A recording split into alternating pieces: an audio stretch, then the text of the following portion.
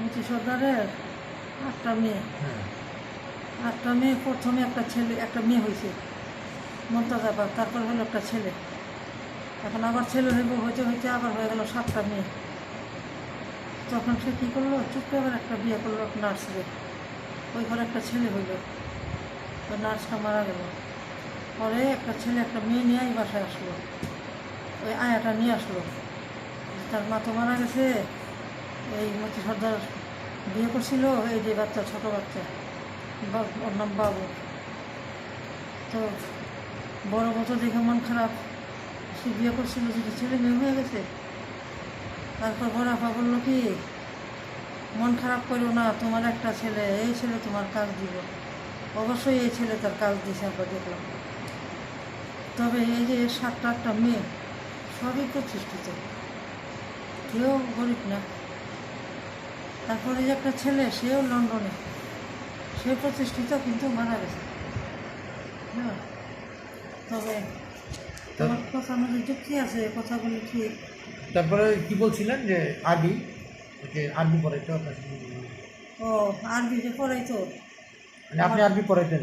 আমার ওস্তাদ মা আরবি পড়াইতো। আমার ওস্তাদ মার নাম হচ্ছে হাতিজা বেগম, সে আমারে পড়াইছে।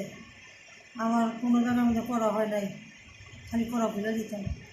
লাস্টে আমার মা এখানে নিয়ে ভর্তি করলো, এইখানে আমার পড়া হইল। কিন্তু যখন অনেক মেয়েরা হয়ে গেল, তখন আমাকে বললো কি, তুমি তো কোরআন শরীফ খতম করছো, 1 খতম করো নাই, তুমি 4-5 খতম করছো, এখন এই বাকিগুলিরে তুমি পড়াইবে। তো এই বাকিগুলিরে আমি পড়াইছি, কায়দার থেকে নিয়ে কোরআন শরীফ পর্যন্ত। তারপরে এই বাসার মধ্যে আমি এই ক্লাস 5 পর্যন্ত পড়লাম, যত সেলাইয়ের কাজ শিখলাম। সেলাইয়ের সেন্টার ছিল, গানের ক্লাস করতাম আমি, স্যারের সাথে ফাংশনেও গিয়েছি, ওখানে গানও করেছি। কিন্তু সেই জায়গাগুলিতে কী জায়গা আমি বলতে পারবো না, কিন্তু জায়গাগুলি খুব সুন্দর সুন্দর জায়গা। আমি এরকম জায়গা দেখি নাই, ছোটো ছিলাম, এরকম জায়গা কোত্থেকে দেখবো। আপনি হারমোনিয়াম বাজাতে পারতেন তো? জায়গাগুলি খুব সুন্দর জায়গা। হারমোনিয়াম বাজাতে পারতেন? আপনার হারমোনিয়াম ছিল তো? হারমোনিয়াম ছিল, হ্যাঁ। ওই যে দুর্ভিক্ষের সময় বিক্রি করলেন না? হ্যাঁ, হারমোনিয়াম দুর্ভিক্ষের সময় বিক্রি করলেন না? বিক্রি করি নাই, চুরি হয়ে গেছে। চুরি হয়ে গেছে না বিক্রি করছেন? না, চুরি হয়ে গেছিলো। ও, কোন বাসার থেকে? এ বাসা কোন বাসা থেকে এটা? হাজারিবাগ না, ডুরিয়াম বললেন। দোয়ারেঙ্গল কোন দিকে? ডুরিয়াম নবগঞ্জ? বললেনটা এখন আমার মনে আসে না, কিন্তু জায়গার নামটা ডুরিয়াম বললেন। এটা কি লালবাগের দিকে? না, লালবাগের দিকে না, নবগঞ্জ? ওই সাইডেই হইব, আজিমপুর নবগঞ্জ? এই সাইডে হইব। ও, হ্যাঁ। তখন আমাকে অনেকে বলতো কি, হারমোনিয়াম বাজায় গান করা। আমার বাড়িওয়ালায় বললো কি, আমরা তো খালু ডাকতাম, মেয়েদের মতো আদর করতো, যে কী বলে ও হারমোনিয়াম বাজায় গান করে। আমি তার আর এখানে এত চেষ্টা করলাম, পারলাম না। আচ্ছা, হারমোনিয়াম দিয়ে তো দেখি, ওরে দেখি কেমন পারে। পরে আমার হারমোনিয়াম এনে দিল। আপনার এই যে আপনার ওই যে অভিনয় জীবনের কথা বলেন।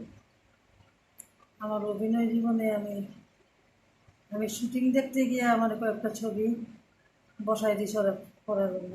কারা? পরিচালকরা, যার সাথে গেছি, কার সাথে গেছিলেন?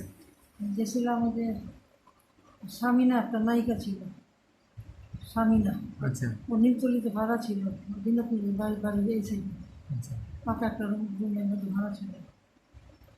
ওর সাথে আমি শুটিং দেখতে যেতাম। তারপরে ওই আমাকে দেখা বলতো কি, সামিনা, এটা কে? বলছে যে এটা আমার খালুতো বোন। বলে কি, একটু এই সবটা তারা দিয়ে করাবো। বলছে না, ও ভয় পাই গেলি, কারণ ওদের ঢাকার মধ্যে অনেক আত্মীয় স্বজন বলবো যে চুরি করে। বলে না, এটা এরকম কিছু না তো, এটা ভালো, কি আপনাকে চিনতেও পারবে না আপনার মেকআপে। আমি বলছি না, আমাকে চিনতে পারবে। পরে আমাকে মানুষ ভালো বলবে না, বলে আপনি তো নাচ গান করবেন না, আপনি ভালো ভালো একটা ইসের মধ্যে করবেন। তারপরে আমি প্রথম করলাম বাহারাম বাসায়, বাহারাম বাসায় ছবিতে করলাম। এটার মধ্যে কী ক্যারেক্টারগুলি করেছি তেমন একটা মনে নেই আমার, তবে তারপরে করলাম পায়েল ছবিতে। তারপরে ওখানেও শুটিং করতে গিয়ে আমাদের ঢুকিয়ে দিল। তারপরে টাকা না পাই, ওটার মধ্যেও আমাকে নিয়ে যেত, চল তোর শুটিং দেখতে নিয়ে যেত না, ওর কবিতারে দেখবি, কবিরিরা আপনাকে দেখবি। টাকা দিত না? হ্যাঁ, টাকা দিত, টাকা দিত। প্রথমে কত টাকা দিছিল? টাকা দিছে তখন তো টাকা কম দিত, কত প্রথম শুটিংয়ে?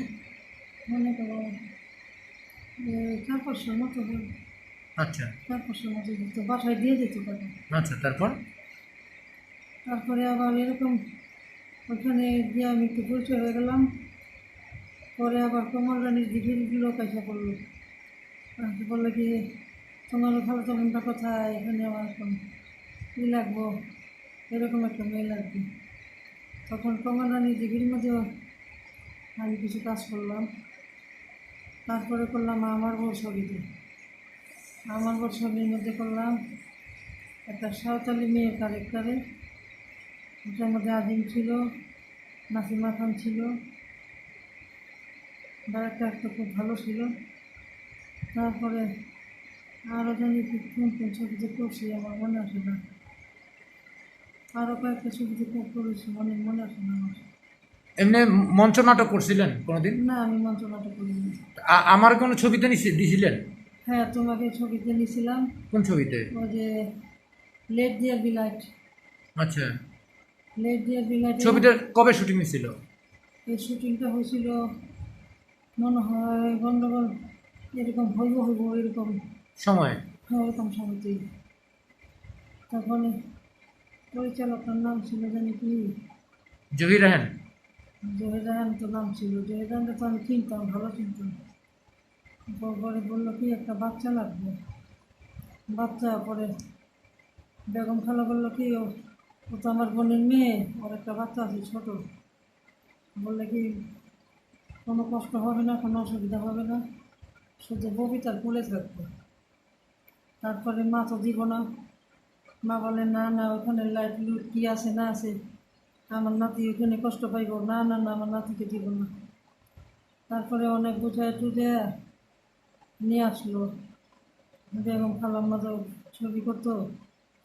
পরে বললো কি যে বাচ্চাটার কোনো কষ্ট হবে না, আধা ঘন্টার মতন শট লাগবে।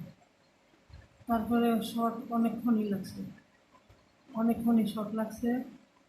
ওই যে কুড়ে ঘরের মধ্যে আগুন লাগাই দেয়, কুড়ে ঘর থেকে ববিতা তোমার কুলে নিয়ে দৌড়ায় পালাইতে চায়, বুঝছো। এটার মধ্যে পরে আমি তো কান্না আরম্ভ করছি যে আমার বাচ্চার কি জানি আগুন লাগাই দিল না কি করলো। পরে বললো আপনার বাচ্চা কিচ্ছু হয় না, এটা শুটিং হইতেছে।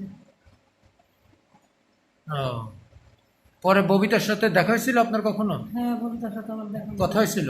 হ্যাঁ, ববিতার সাথে কথা হয়েছিল। আচ্ছা, বাচ্চা কি আপনি মানে আমাকে কি আপনি নিজ হাতে ওনারা দিছিলেন? আমার মানে আপনার নিজ হাতে ওনাকে দিছিলেন? হ্যাঁ, আমার কোন থেকেই উঠেছে। তারপর আবার আপনাকে ফিরে দিছে উনি? হ্যাঁ, আমার ফিরে আসছে। আচ্ছা, ঠিক আছে। কিন্তু যত্ন সহকারেই রাখছে, কিন্তু তখন তো এই বাচ্চাটা যে আপনি যে আমাকে ভাড়া দিলেন, তো আপনাকে আমার কত টাকা দিছিল, মানে আমাকে মানে আপনাকে কত টাকা দিয়েছিল? হ্যাঁ দিয়েছে, টাকা ভালো টাকাই দিয়েছিল। কত? আমার মনে আছে হয়তো, মনে হয় 2000 টাকার মতো দিয়েছিল। 2000 টাকা? হ্যাঁ। আচ্ছা, ঠিক আছে।